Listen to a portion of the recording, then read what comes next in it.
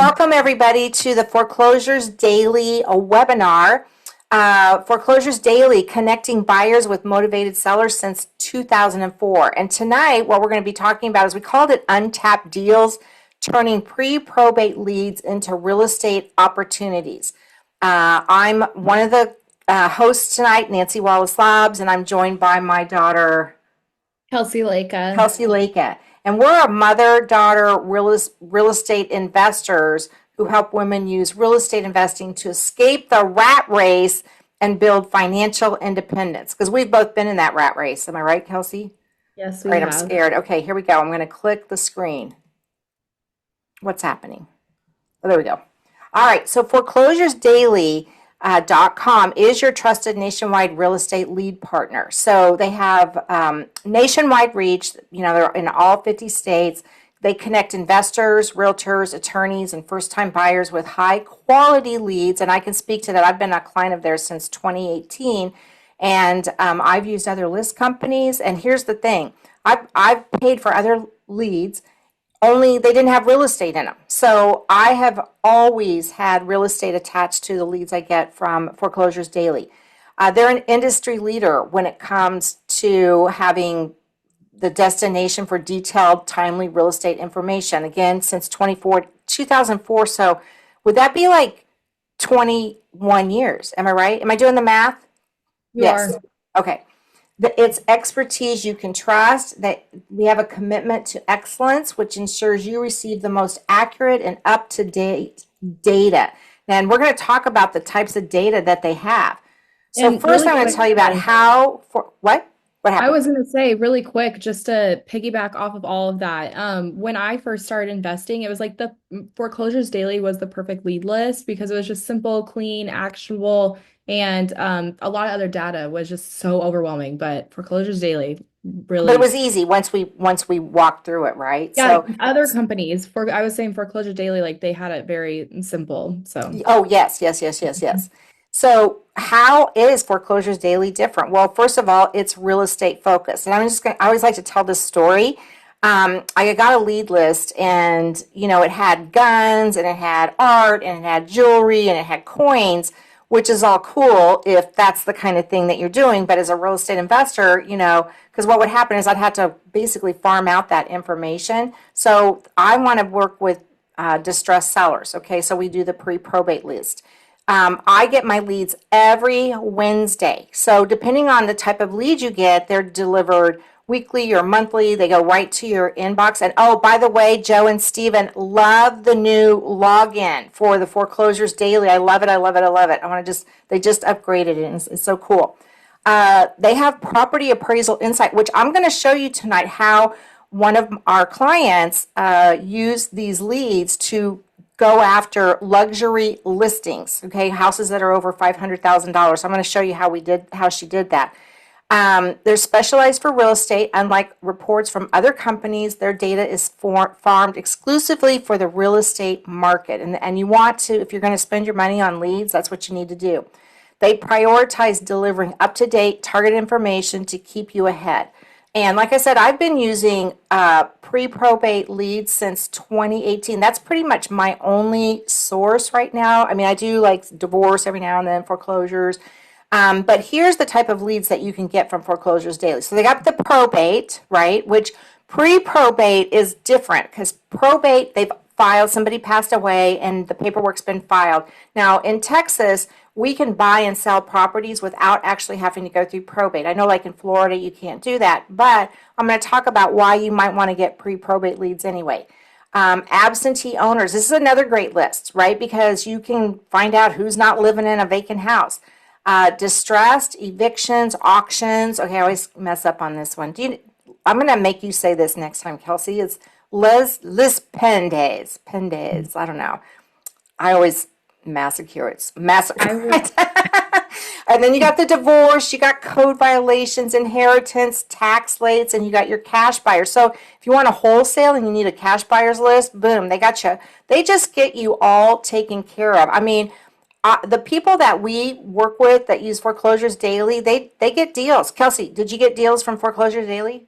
I did. And what I was gonna add was again, being new, like not having the time like you did, it was just nice because there was options. Like it wasn't like just go down this one route. It was like I had this option, this option, this option, what worked best for me. So that was really nice too. Yeah, exactly, exactly. So now let's talk a little bit about pricing. I used to do this, but you know what? Here's the thing. Depending on your needs and what your goals are, you can work with your foreclosures daily representative and I don't want to use the word customize, but they'll put together a package for you because it depends on how many counties you want to do, what type of list that you're going for. They have, unlike their other competitors with online pricing and old data and empty promises, their representatives, and I can speak to this, and Joe's, I think is on here tonight. They want you to be successful, right? So they bundle data into customized packages that combines various products depending on what you as the investor and or realtor want. So here's an example. So they gave it Davidson County, Tennessee has a population of approximately 640,000. If you live in Tennessee, drop us yay, Tennessee. Compared to Los Angeles, which has a population of nearly 9.7. So there's going to be, and you're going to pay more if there are more. So that's kind of how it goes. So your marketing dollars are vital to their success at Foreclosures Daily because what do you think is going to happen if you're spending money on leads and nothing happens and you're not going to be very happy. So they're very skilled, the representatives. So what you need to do is reach out to your Foreclosures Daily representative for your custom pricing package of leads and the resources, which is going to lead me to my next slide. All customers and clients of Foreclosures Daily receive a marketing toolbox they have approved vendors, right? So they just don't let anybody work with you. And so what you'll want to do is kind of talk to your representative about all the resources that are there for you. Like one thing isn't on here. Oh yeah. So I'm going to turn around real quick. Hold on. Because one of the things you get is Nancy's book. I don't know if it's showing up there. Winning Deals and Heals. So this is a book I wrote a while back about my journey and some of my other real estate investor women friends and how we got started in investing. So I wanted to share that so that you would know that, hey, if I can do it, anybody can do it. And it gives you the confidence. What? It gives you the confidence. The confidence, right? Yeah. Well, And we no, talk not the about, book. Well, yes, the book, but just everything offered in that list. It just gives you the confidence you need as a new investor. yes, you're right. Exactly. Because it's more than just, hey, let's, mail a list out. You got to kind of know what to say and what kind of marketing to do and that kind of thing. I love So this book. yeah, yeah, exactly. So if you're new to investing and looking for distressed real estate, foreclosuresdaily.com data will give you the ultimate edge. And that's why we're talking about pre-probate tonight. So, this is for seasoned real estate investors looking for court filings, detailed information. Maybe you want a creative way to find off the retail grid. You don't want to look on the MLS anymore for properties. So reach out to your Foreclosures Daily representative. I got the phone number down there, or visit the website at foreclosuresdaily.com and they will hook you up. Now, who are we? Okay, so this is about us. Kelcie, I'm going to let you introduce us tonight. I have to take a drink. Go. Okay. Well, we are Nancy and Kelcie. We're a mother-daughter duo, ultimately helping others escape the rat race, just to live their life as an investor and ultimately live their life in freedom of not having to work under someone else and working for themselves. And that's exactly what I did. You did it prior to me, X amount of years. We won't say the timeline, but that's ultimately what I did. I came to you and I said, hey, I want to quit my job. How can I do that? And with little money, started investing in real estate. And ultimately, that's what we do now is help others. And I'm just going to throw because what we did is we invested in some lead lists because it's hard to, do deals if you don't know where to find them. So Mhm. tonight's really about the reason that we want to host these webinars is there's power in foreclosuresdaily.com list, right? So they give you the leads, and now we're going to show you how to work them to find opportunities. And tonight we're going to really get into the pre-probate. Now, I have done this presentation before, and so I usually, land on or kind of emphasize investors. But I wanted to do something because of this client of ours that got the $1 million listings. I was like, oh my gosh, we need to share that too. Because a lot of us are investors. Like I have a real estate license. Kelcie doesn't, but that doesn't mean she can't make, money if she finds somebody that wants to list their property. So let's get into it.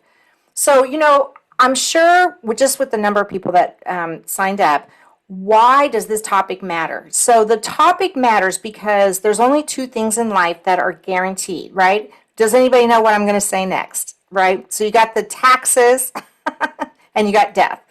And sometimes people die without a will. And so, and they have property that they need. What my experience with pre-probate leads are generally, not always, but generally, it's a mom or dad that have passed away, and the kids just need to divest themselves of the real estate. Maybe it's a family home. There's a lot of emotion. So the topic matters is because number one, if you've been investing for any length of time, there's a lot of investors out there. A lot of people teach about how to use the foreclosure list, and it's very saturated market if you're trying to find off-market deals. If you don't know where to look. So if you're just pulling the foreclosure list, so is every other investor out there. So not very many people know how to effectively, like you can, work a pre-probate list, but how effective are you? So there's hidden opportunities with pre-probate leads. They're often overlooked, and people generally sometimes don't want to work these leads because when you get the lead, like when I get that lead every Wednesday, somebody passed away generally in the last 2 to 3 weeks. So the death is very recent. So there's a lot of raw energy, raw emotion, and it's not always positive. You know what I mean? Because people get angry and they have a lot of grief and things like that. So you have to take a little bit different approach with compassion. And that's what we kind of focus on. I mean, I could teach you how to just send out a letter. But the thing is, when the phone rings, you need to know how to talk to those people so that you can, A, help them with their problem of, disposing of the real estate that they have, and B, how to do it in a way that adds compassion and understanding. So, okay, I got these numbers from the internet. So, okay, I think when I saw the 3 million annual deaths, seemed like there'd probably be more than that, don't you think? With all the people in the country? I mean, that number seemed kind of low, but we're going to go with it because, and I'm pretty sure I just didn't do Texas. So, anyway, over 3 million deaths occur each year in the United States. I don't know. I think that's low, but let's just what? Maybe there's an outlier. I don't know. Yeah. And 65% of those people own property. I do know that that's kind of a fact, right? And so that means that there could be 2 million plus properties annually that are transferring because somebody passed away. Now, some of those people will have estates and land trusts and, all those things that take care of it. But sometimes heirs are unprepared to manage or sell property quickly, creating a pool of motivated sellers who need guidance, support, and solution. So this isn't about taking advantage. It's about providing genuine help during a challenging transition. And you can go back and watch one of my other, I think I did this, I actually partner with funeral homes because they need solutions for their clients that come in and, maybe mom or dad didn't have any life insurance and they need a way to pay for the funeral. And so, maybe the house is the only thing that they have. So there's a whole lot of things that go into pre-probate. So first off, let's talk about, pre-probate versus probate. So probate, yes, somebody passed away, but the estate or, the real estate or whatever has been filed with the court system. Or like I said, not all states do pre-probate. I know Florida, I'm trying to think of some other states. I know Texas, you can buy and sell properties, without going through probate. And why would somebody do that? Is because they don't want to pay the probate attorney or they don't want to wait because probate can take a long time. So probate is also a public record accessible to all. So I know investors who they take old school, long, hard ways and they march on over to the courthouse and, spend hours going through lists or files or whatever, and to what avail when, they could get them lickety split from foreclosuresdaily.com. Highly competitive. I mean, there's all kinds of webinars out there about how to work probate, right? Multiple heirs are often involved, and the process is already underway. So there's really not a lot you can do. I mean, you might be able to list it if you're a realtor, but if it's an investor situation, kind of you might have missed your mark in terms of like being able to negotiate because now it has to go through the courts. So pre-probate. Okay, it's not yet filed with the court, so that leaves all kinds of options on the table for you to negotiate with that seller. It's early stage data requiring research. So this is like you couldn't, I mean, I guess if you wanted to track down death certificate records and go to properties, I mean, it makes my head hurt just thinking how much time and energy that would take. When, if you subscribe to Foreclosures Daily, they just send it to you every Wednesday. What, and I don't know about you, Kelcie, I don't have time to do that. Do you? Oh, absolutely not. Yeah. So there's lower competition. And why? Because A, sometimes people don't even know about this. And B, there's like a little hesitancy because the first time, I'll just tell you how when I got started, I used to download the list and I would call people like before warming them up or anything. I just made cold calls when I first started doing those lists. And let me tell you, I was called so many names and hung up and said, don't call me. And, I think because people were angry. I didn't have the right approach, right? So now I've learned, okay, you don't just call them up because that just doesn't work. Often one or two primary contacts because it's generally the person that was taking care of the person that passed away. And you have an opportunity to build the relationship first. Now they still might, decide that they want to file, with probate. But if you can get into this niche, what happens is, they're going to tell your friends about their friends about what a great job you did, and and you're going to get referral business. So why market to the pre-probate, even in probate states? Now, I could be, Joe, maybe if you're on here, I think pre-probate is everywhere. I could be wrong about that because I don't, I just market in Texas. So, but let's say you're in a state and you can get pre-probate leads, right? Well, even though they're going to file, you know what? It's early. You can kind of prep the person. Like if you're like the lady I'm going to talk about tonight, she's a realtor. So she, got in there and, started talking to people about listing their houses because it's very competitive, whether you're an investor or realtor. So, and the probate process can take anywhere from 6 to 12 months. And I remember COVID, it was taking way longer than that. And families that want to transfer the ownership of the property, they want speed. They've just buried their loved one. And if they want to sell the property, they don't want to have to wait 6 months to a year. Usually they're wanting to move forward, donate the things, whatever it is. And so if you can get in on the early relationship building, you connect, and you get there first, either list or buy, and you get time to build genuine trust because the people actually might need more resources. They might need an estate handler. They might need somebody that's a mover. They might, need to buy another house. So you just never know where the opportunity is going to go. So what I say, it's a strategic advantage. By the time a property hits probate court records, dozens of other investors and realtors are already mailing. Getting there first changes everything for you. So that's why we talk about this as a opportunity for you to get the jump on, if you will. Now, I'm going to kind of shift for a little bit, and I'm going to talk about how to approach leads with respect. Now, I know, Kelcie, you were very hesitant when it was, we were getting phone calls, and, she didn't want to take the call for a long time. And, she hasn't had as much life experience as I have. But what did you find? You found Yeah. people were very nice and... Well, I felt like when you didn't lead with an agenda and you didn't lead with like a salesy or like ultimately looking out for yourself, you led with empathy, then there was a lot, it made the conversation so much easier. And, you didn't need perfect scripts. You just needed to like have that emotion and like that compassion. Mm-hmm. And actually, Kelcie got a lot of kudos because she sounds, if in the conversation comes out that she's a younger person, and some older people really like that. So yes, you want to lead with empathy, not sales. And so yes, there's scripts that you can get, and we teach on them.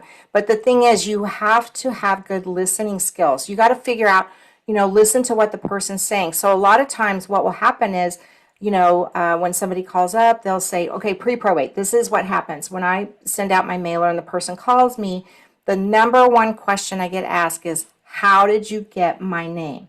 Now, I don't say, well, I paid for a list from Foreclosures Daily and here and it looks like your husband passed away 3 weeks ago. So they probably wouldn't appreciate that. So we just talk about how we're looking for houses in a certain neighborhood and we mail people. And usually that's the end of it, right? And then they'll generally tell you if they are going to stay on the phone that so-and-so passed away, and then you just let them talk because they want to talk about their loved one. Because remember, I told you that these people passed away very recently. So if, some of my favorite conversations have been with wives or husbands who lost their partner of 50 years, and all the memories they have and things like that. Now, where you can come in as the investor or the realtor, if they want to sell their house, is that they've made so many memories in that house, and now you're going to help another family make memories as well. So you want to offer solutions, not scripts, as Kelcie was saying. Use letters, note cards. We use kind of invitation styles, and you want to keep your tone neutral but helpful, right? And again, you won't know how to help them until you listen. So we can teach you what to say, but really it comes from I'm just going to say it, heart. It comes from the heart. Would you say that's right, Kelcie? Yeah.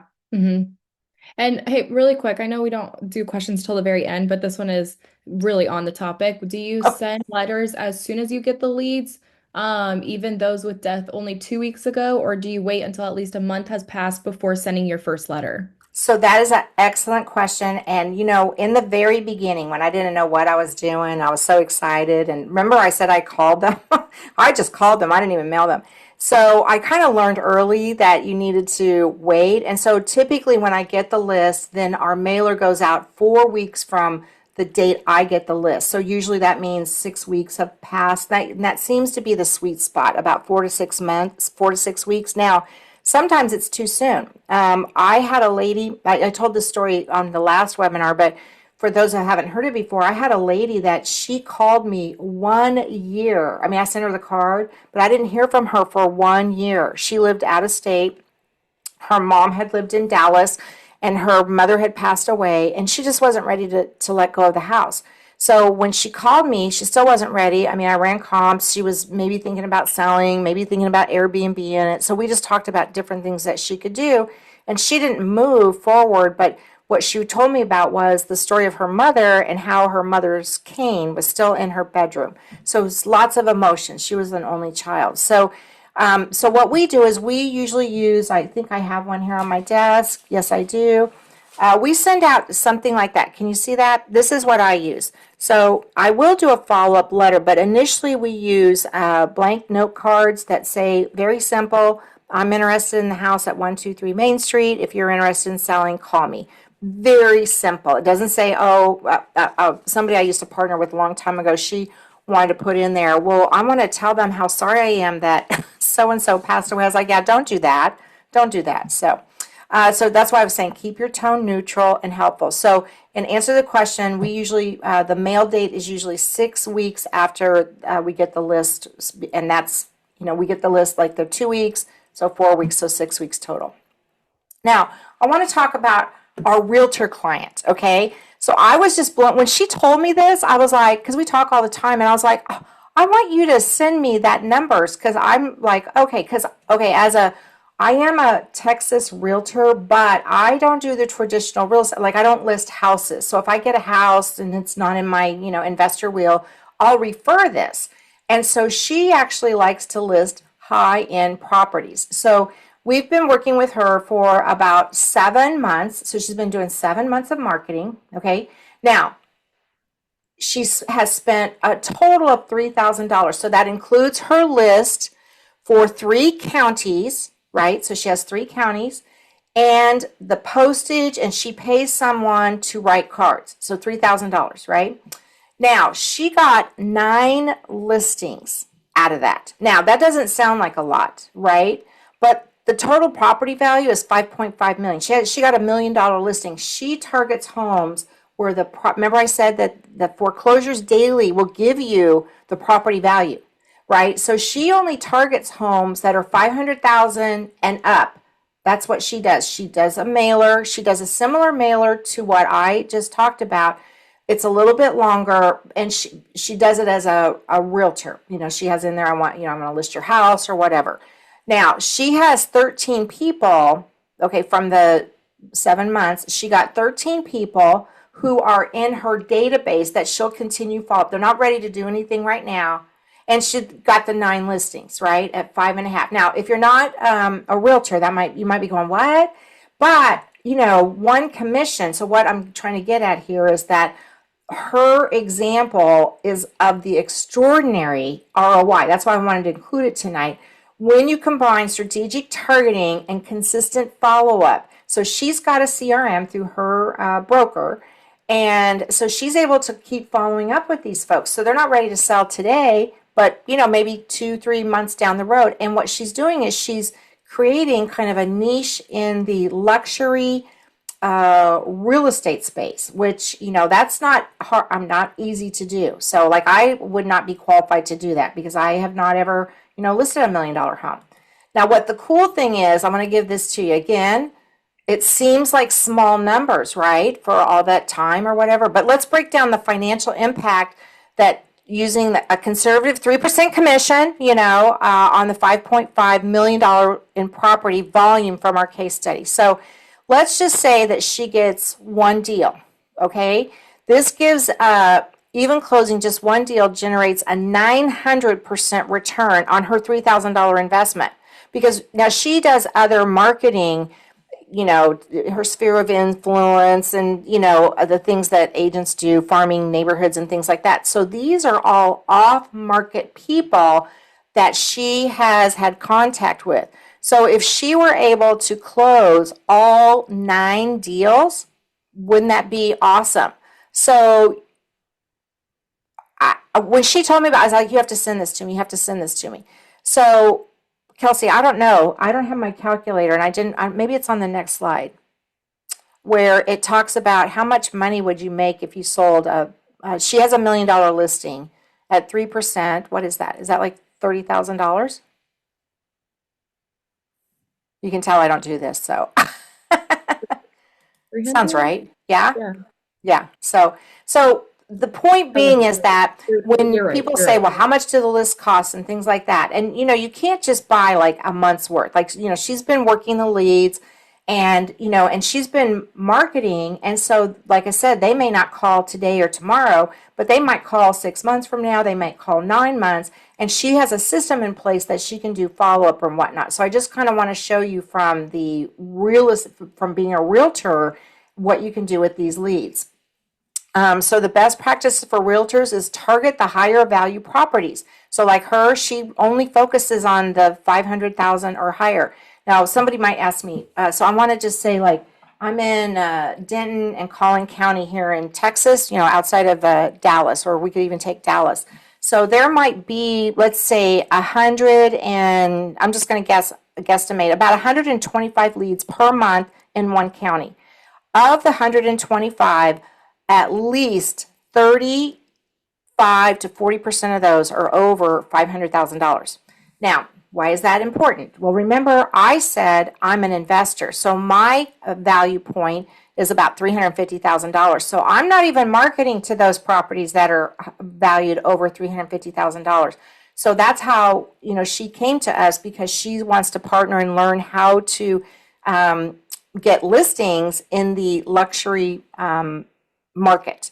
So the other thing she's doing is she's building a reputation for herself. She offers free estate evaluations, right? So she's partnering with somebody that does estate evaluations.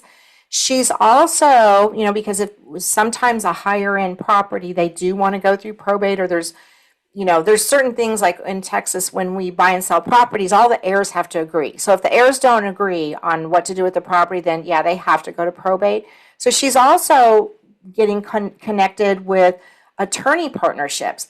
Now, if you get probate leads, you already get that information because there's a personal representative and there's an attorney assigned to it, but she's making connections with attorneys because the people that she's working with are referring her. And then she consistently follows up. So from a realtor standpoint, I mean, you could spend what is that? $3,000 in 7 months is about, what is that? Somebody help me with the math. Oh my It's God. not a lot when you think about it. If you close one of those deals. So I know you're like, what? Because Kelcie doesn't do that I either. don't, yeah, no, math, numbers, math, no. But okay, so we talked about the realtors. So now let's talk about investors. This is more our wheelhouse, right, Kelcie? Yeah. So, okay. Now, when I talk about avoid wholesaler mentality, right? I'm not saying don't wholesale. You can't wholesale. What I'm saying is don't go after these type of leads. Now, if you have foreclosure leads, go after them, try and get the lowest deal or whatever. But these these folks that you would be dealing with, they're not like a typical wholesale client, right, or a seller. These families need time, empathy, and a customized solutions, not high pressure tactics. And I'm sure if you all, I like to get on wholesalers lists because I like to have deals sent to me or whatnot. And you all have probably met those one or two wholesalers that are a little like, ooh, they're pretty, I mean, they get deals, right? I don't know if I would want them calling me if I pass away. Kelcie, do you want one of those wholesalers to call you? Oof, I don't know about that. Uh, and you can get creative with the financing. So what I mean by that is you can be flexible with the terms because maybe the seller, maybe they need, maybe they want to lease back the property. You buy it and they want to rent it. That happens. Sometimes you can work partnerships out with the seller. So there's all kinds of ways that you can work with sellers, but you're not going to do that if you go at them. You got to build the trust, right? So they're not going to trust you until you can kind of demonstrate that, you're just not after, that you're going to help them solve a problem, right? And then you have to prioritize trust over speed. So this is kind of the big thing because these leads do take a little bit longer. So when you sign up for the foreclosuresdaily.com pre-probate leads, and you do a mailing the first month and you don't get a call or you don't get a lead or whatever, well, and then you quit, well, you quit way too early.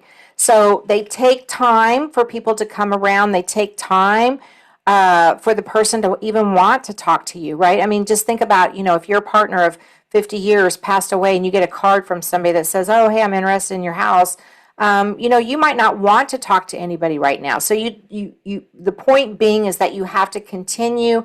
You want to get the leads for at least 6 months and work them. And then, with all the toolbox things that your representative will give you, that you want to make sure that your deals are naturally flowing to you. And if you rush the process, it means losing the opportunity altogether. And then you do want to have some way to track a contact, like our realtor friend. She has a CRM that she has with her brokerage. When I started out, I just had an Excel spreadsheet. I mean, that works for me too. And in fact, to this day, I still use an Excel spreadsheet. When I have a hot lead and I need to follow up in a day or two or whatever, I do have a CRM too. But sometimes I like to write stuff down and just follow up with them. Kelcie, why don't you tell people how you like to follow up with as far as keeping track? Like when we have a person call, I tell you, like you have like scraps of paper sometimes or a bulletin board. Yeah. Sometimes it's a little disorganized chaos, but it works. I think I have the Excel. I also have the like I have a running notepad by my on my desk. So I mean I think I also do the Excel because that's kind of how you first taught me, and that's just what I've used. Uh, Mm-hmm. so Yeah. it And then you'll works. get to your CRM. Couple Yeah. more deals. So one of the things that you want to do is you want to build a marketing plan. So I'm going to kind of talk about what's worked for us and what we do and what we don't. And since 2018, I've done a lot. I've done almost everything on this list, right? So I do like direct mail, but I'm going to drop down to the handwritten cards. So if you're a realtor like my friend, you'll probably want to send a letter. It's a little bit more formal. It's a little bit more professional. And if you're trying to list the house or get a listing, then you're going to want to, and you need to disclose that you're a realtor, right? I have done all of them. I've done the letters. I just find for me what the types of properties that I'm marketing for, because remember, I'm marketing for the 350. It used to be like 250 and below, but we upped it to 350. Phone, I only call after they've called me. Again, I used to do this in the beginning. Some people really like that. I don't even like cold calling. It's not. Do you like cold calling? Remember, I made you do some cold calls. No, I Yeah, don't at all. I mean, that's one of the reasons why I wanted to quit. So yeah. And you had a my job old that job. you were in sales, so you had to do it Yeah, all the yeah. time. So yeah. Email again, and texting a little impersonal for me because again, it's the type of lead that I'm going after, the pre-probate. And I'm not even a big texter in terms of when I get a text from somebody and I don't know who they are. I know some people say, yeah, it works. And, I think it has to do, I know, Kelsey, you're more into the texting.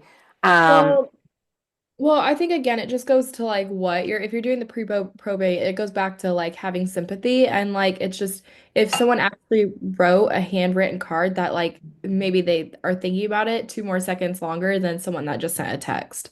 So yes, I think that yes. just depends the lead, but with the pre-probate, I like the handwritten cards. Yes. And then networking is another way. Now you get your leads, but I was at a networking event and I was telling people about how I specialize in pre-probate. And one of the ladies there, turns out she owns like some funeral homes here in the Dallas area. And so I came out and I trained her staff, and I write articles for their newsletter. And I'm a resource for them. And so we've kind of started this our own little niche of partnering with funeral homes. Now, it sounds kind of morbid, but I used to volunteer for hospice, so I feel like I don't know. And I think sometimes with life comes wisdom, or I don't know, empathy, or I don't know. Maybe it's because I don't know. But the funeral home thing is actually kind of cool because that's a business, right? They're there to do business, and they want people to refer. I mean, if you think about it, there's a referral network going on in funeral home business. So they want to be someone that has good resources for the families that come in. So it sounds a little strange, but hey, it works. So but what I would say to you is if you've never done pre-probate before, pick one that seems comfortable to you and what your goal is. And when you get the list and how you're going to segment it and whatnot. And then, make your message. So once I do get somebody's email address or I get their phone number, then I might send them, like I might text them something about the market, like interest rates went down like what, a nano point or whatever. But some content information that helps build trust, right? So that's what I do after they have reached out to us. So here are some common mistakes to avoid. So aggressive language. Now, I don't think anybody would be, aggressive. And what do I mean by that? So using distress-based or urgent language that feels predatory rather than helpful. Like let's just say they called and then you found out that the person, passed away and like, oh my gosh, do you need to like hurry up and sell, and what are you going to do with all their possessions? Again, let them tell you. Let them tell you. And then here's a big one. Now, this has actually happened to me just once. And then I learned back early, but skipping verification, failing to verify ownership details before meeting with families, who is the decision maker? So we actually got a house under contract, and this was again back when I was just learning all the ropes about this. And I took it to title, and come to find out, the person who, the name that was trying to sell me the house or whatever, wasn't even. They didn't have the power of attorney. They didn't have, and there has to be a certain verbiage that goes along with that because the person is deceased, right? And in this particular case, I'm talking about the father had passed away and the wife was already gone. And so it was the son, and we put the contract in the son's name. Now he wasn't trying to be, trying to scam me or anything like that. He just didn't know. He just thought he could sell it. But because the house was deeded in his dad's name, there was a certain way that had to be filled out on the contract. So just when you're talking about it, one of the questions when they call is always like to find out is some way in the conversation, or look it up on the property tax records, who the actual owner of the house is, and is that the person that was deceased. And you don't have a follow-up plan. So one letter's not going to cut it. One phone call's not going to cut it.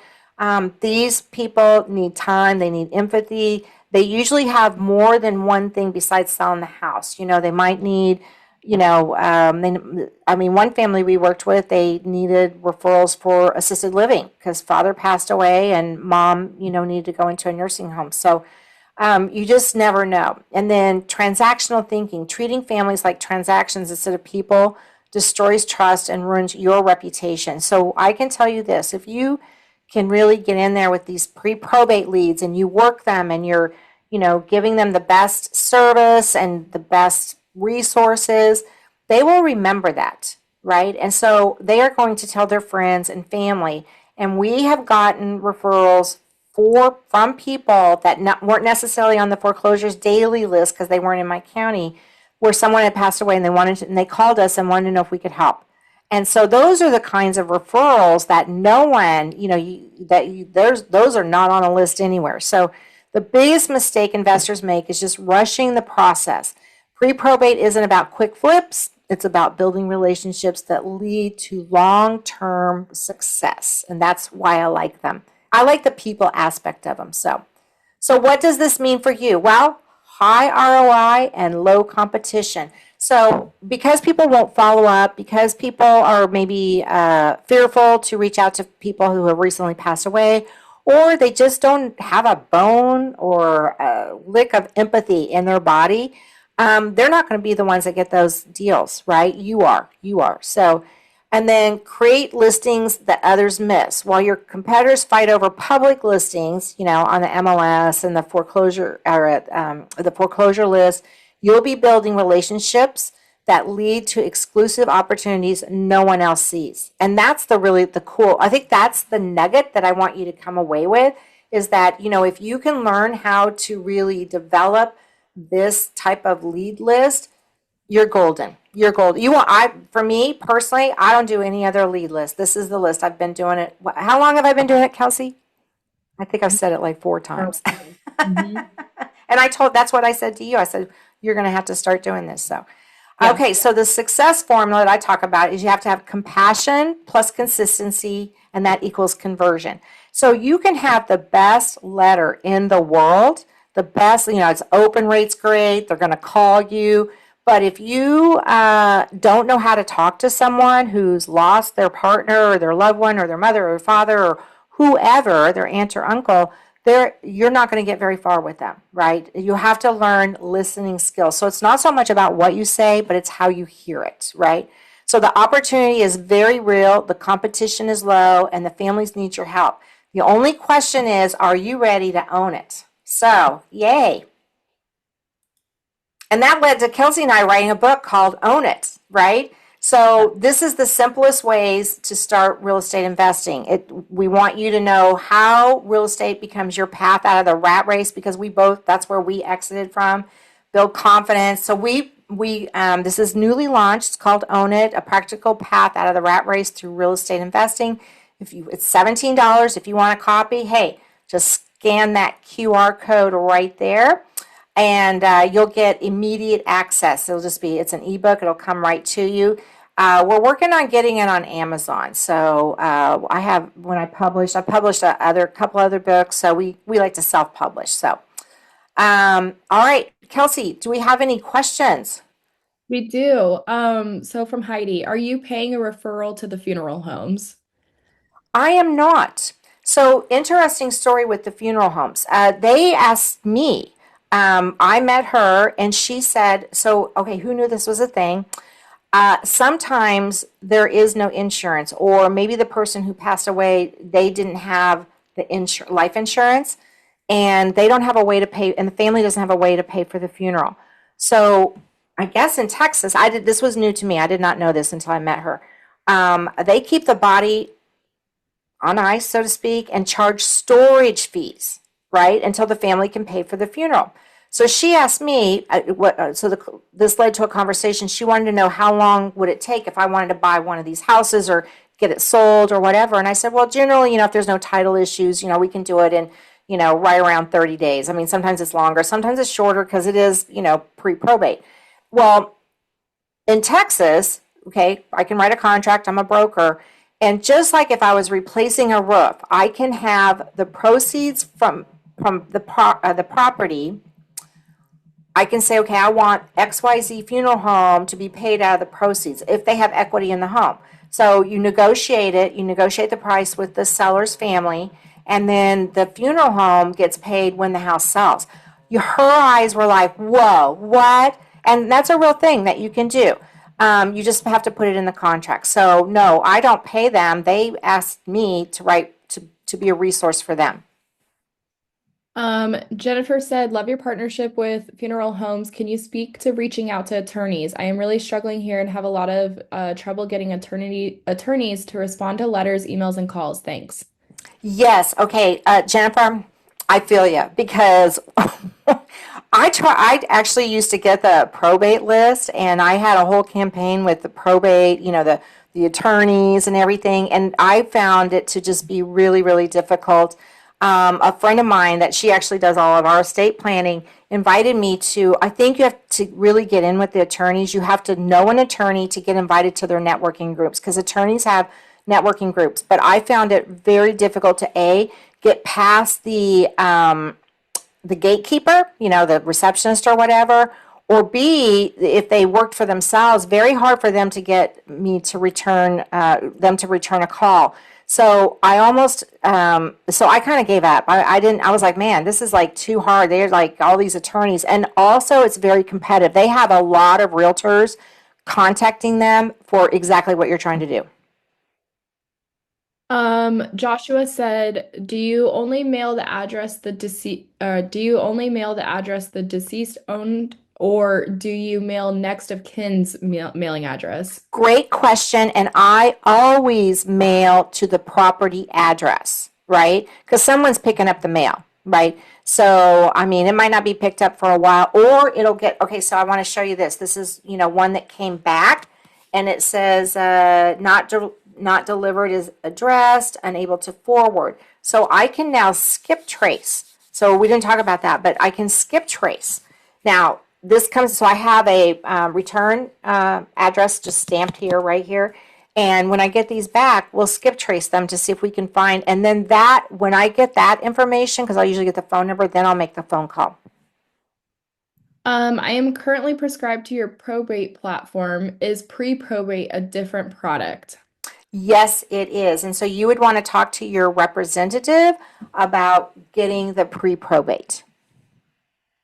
Do you get the pre-probate list for just one county, or how many counties do you work? Just curious, how many deals on average are you getting from one county per year?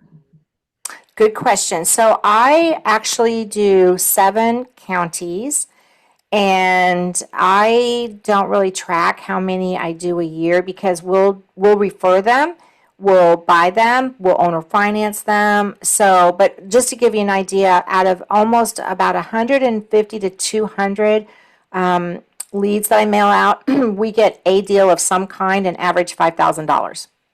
Now, sometimes it's more, sometimes it's less, but that's an average if that helps you. As an investor or as an agent, are you more successful sending to the property address rather than PR, or both? So I don't do probate. So that's where the probate goes to the personal representative. When you get the pre-probate, there is no personal representative because they haven't filed. They just passed away.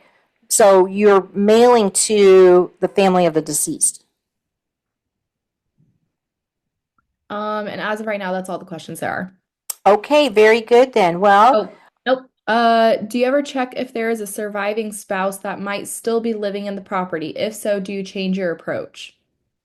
I do not. Okay, so I just mail to them, right? And I mean, just because I've been doing it a long time doesn't mean that people don't still yell at me. And so, not that long ago, a lady called me, and her husband, she has 4 children. So her husband was young, that passed away.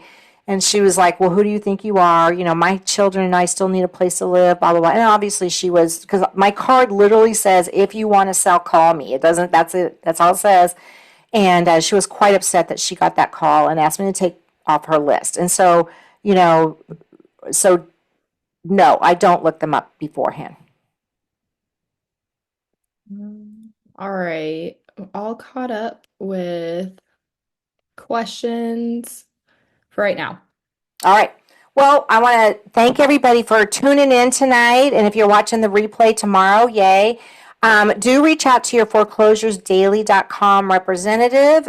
There's their phone number, or just go to the website and they have a form you can fill out there. If you have any questions, you can email me here, Nancy at foreclosuresdaily.com. And we're doing a webinar in December, I think it's 16th. I don't remember, but you'll get notified. And I don't remember what the topic was. Oh, and did anybody put in there what they want to hear about? Uh, Hold on. We have two more questions that came in. Okay. For someone just starting out, do you recommend just doing the pre-probate list or also the foreclosure list too? So it depends on your personal goals. What are you trying to do? You know, if you're a new investor, if you're a realtor.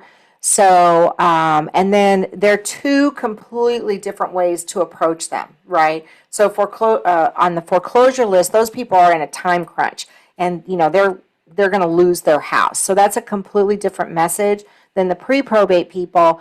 So the foreclosure list, they need to move fast. Pre-probate, it moves slower. So it's kind of a completely different marketing strategy, if you will. So it depends on what your goals are. Um, what is the gist of the letter that your realtor friend emails?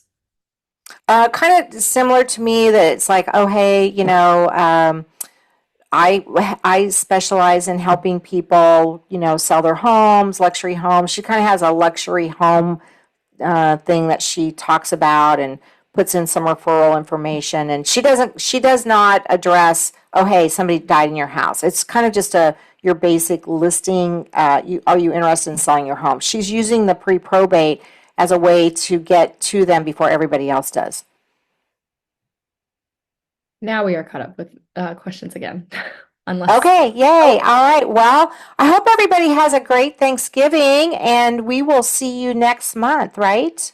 hold on. All right. It's okay. Back to Ruth's question about for someone just starting out, do you recommend she meant, do you recommend pre-probate or probate for new investor? For brand new investors. Mhm. Okay, so it's kind of it's not a tricky question, Ruth. Hear me. So they each have a different marketing strategy, right? So probate has a certain strategy that you're going to have to know kind of more about the process, right? You'll have to kind of learn about the probate process for the state that you're in, right? Because each state might do things a little bit different. Or you'll have to have some contacts with attorneys that do that. So with the probate list, you get the personal represent. So you get the name of the person who passed away, their property address. You also get the personal representative, and you get the attorney if has one been assigned. So you can do 3 different campaigns with that probate list. You could mail the letter, like I was talking about, directly to the deceased person's family. You could do a marketing campaign just to the personal representatives, or you could do a marketing campaign to the attorney, right? So you could do 3 different things. I would not recommend doing all 3 at once, because then they'll think, you know, you're a stalker or something. So, you know, and you kind of probably want to gauge, like, let's say you're going to do 3 counties. So do 1 where you're mailing to the deceased family, 1 you're doing to the personal representative, and 1 where you're doing it to the attorney, and then see how that feels for you. So that's probate. Then pre-probate, all you have is the deceased person's name, the property address, and there might be a mailing address of where they had gotten mail before. I don't mail to that. I always mail to the property address, because somebody's coming by there and taking care of it or something, or I'll get it returned, right? So I hope that clarified it. How do you find the person with the legal authority to sell prior to probate? Does it ever cause a problem later or with the title insurance company? So the title company actually helps you kind of track that down. So in Texas, we use what's called, if we're not going to go through probate. I buy houses, and so the people that I talk to, so I find out who is representing the father, the mother, or whoever it is. And then are there any heirs, right? So you have to find out. Now, if all the heirs agree that, yes, we can sell mom's house and we're going to split the proceeds, then they fill out a form that's called an affidavit of heirship. Now, that's in Texas, and other states use that as well. But it's basically a 6-page form, if you will, that the heirs fill out and basically agreeing like how are they related. And the title company, they kind of oversee that section. I'm not an attorney, so I don't do any of that. I just send it on over to the title, and then the title company will do the search, like how is the property actually titled. So the title company is responsible for getting all of that sorted out so that so that you can get a title policy. And that's why sometimes it can take a little bit longer if they have to find out. Just real quickly, we have a couple minutes. I did one where there were like 8 heirs, and they were all fighting over a total of like, I don't know, $15,000. It was very small. And I kept telling them, hey, if you want to go to probate court, it's going to cost you about, $3,500 to $5,000, but you can do it this way. You all can, share the $15,000. Well, one of the heirs, I mean, it was like the grandson of somebody, blah, blah, blah, was missing. Like they didn't know if he was dead, if he was in jail. They didn't know. So what ended up happening is through the title company, and the title company we use has an attorney, they put his share in like kind of a trust so that after a certain amount of time, that money can go back to all the different heirs. But that's all like legal stuff. And so Nancy's not an attorney, so I let the title company, I work with a title company that has an attorney in-house. So I hope that answered that question. So sometimes pre-probate and probate can be a little bit more involved than your normal, like, oh, okay, I'm going to just, somebody's losing their house because they're, going bankrupt or something. So, but it's time, we got maybe one, if we have one question, I can answer it in 1 minute. Other than that, All good. all good. Well, happy Thanksgiving, everybody. Take care. Make sure that you watch I know the replay will go out tomorrow. Follow up. You can always find us on social or whatnot if you have any questions. So, Kelcie, thanks so much. And your tree looks good. And I will see you shortly. Bye, everybody. Thank you again for showing up tonight. Appreciate it. See you next month.